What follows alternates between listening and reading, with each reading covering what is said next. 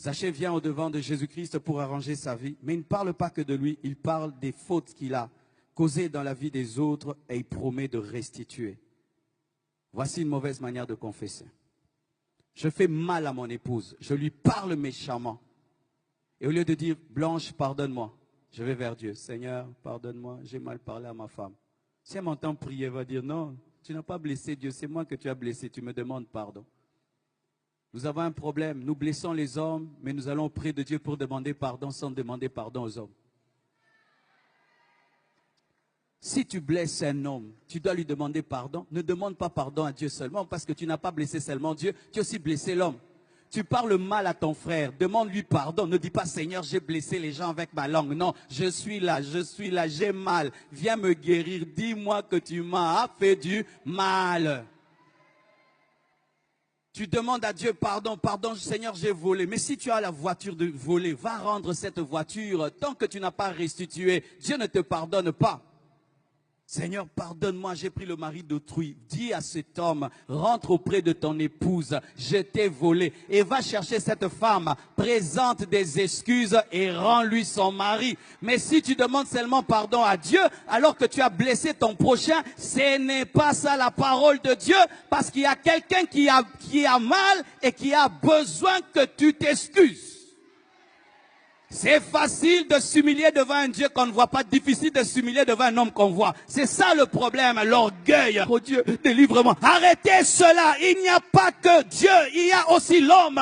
Quand tu fais du mal à un homme, c'est vers l'homme que tu dois aller. Tu fais du mal à tes parents, tu présentes des excuses à tes parents au lieu de faire des jeûnes et des retraites.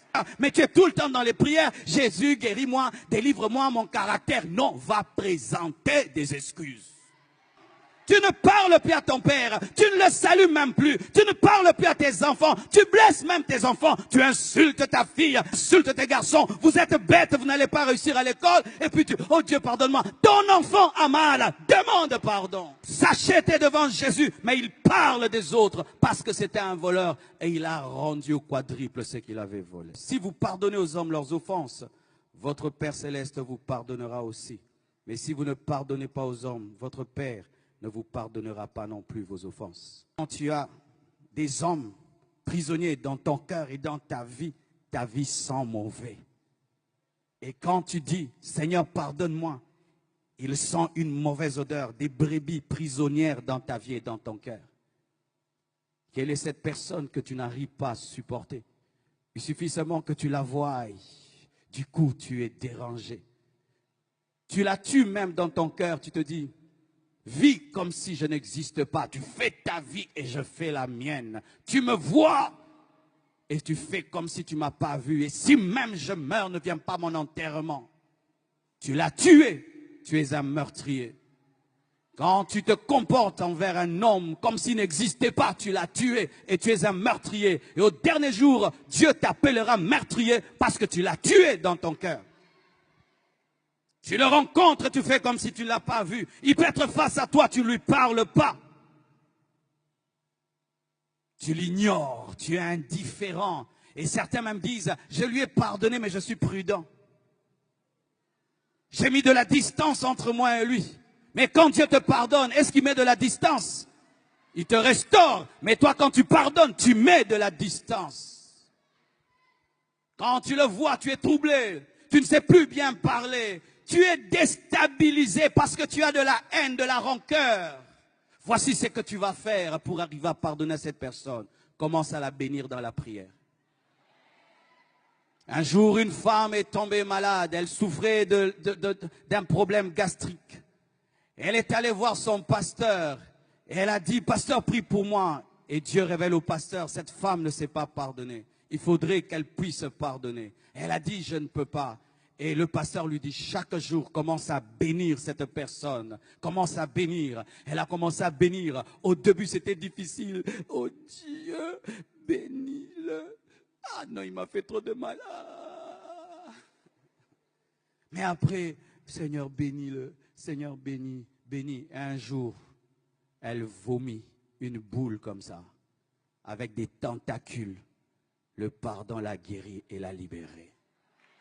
Lorsque tu as de la haine, ce n'est pas d'abord la personne qui est haïe qui souffre, c'est toi qui souffres parce que tu ne te sens pas à l'aise.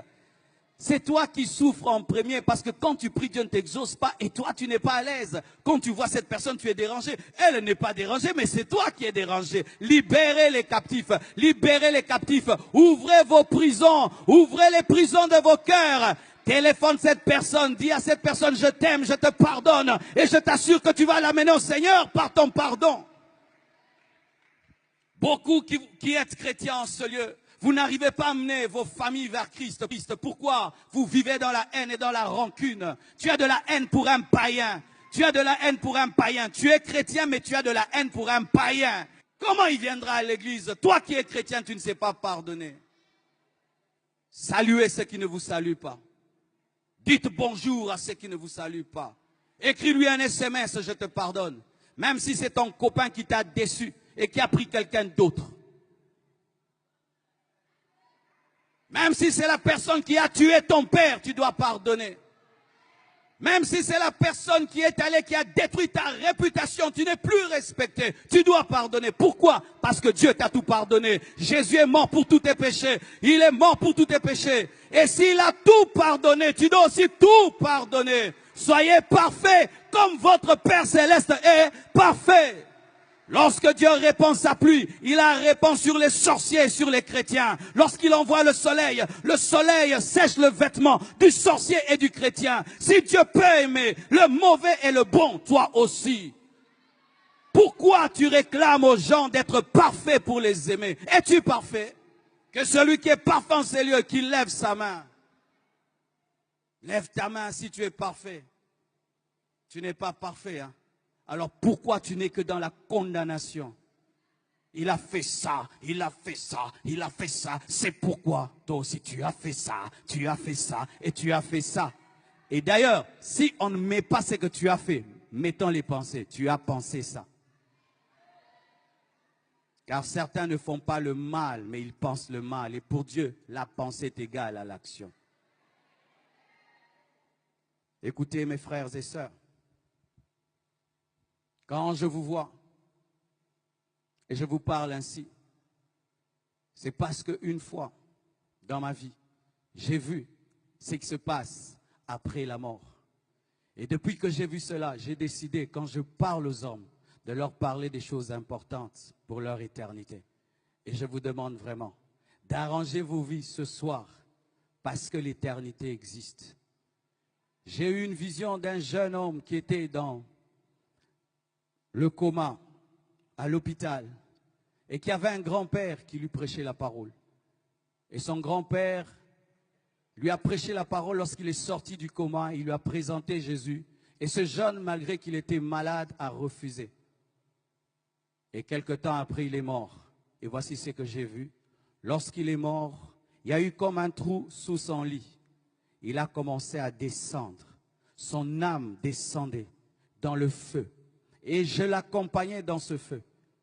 J'ai entendu son âme qui parlait, qui disait, « Qui arrêtera ma course et ma descente ?» Et je sentais la joie du diable, des démons, qui était dans la joie de voir cette âme perdue pour l'éternité. Et il regrettait de n'avoir pas écouté son grand-père.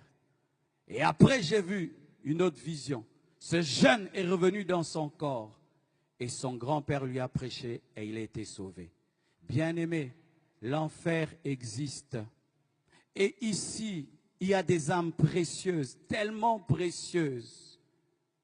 Et si tu pouvais aujourd'hui faire comme ce jeune homme, pas écouter ton grand-père, mais écouter Jésus, prendre une décision aujourd'hui de faire une vraie repentance, une vraie confession à la lumière de la parole qui t'a été présentée. Que Dieu vous bénisse abondamment.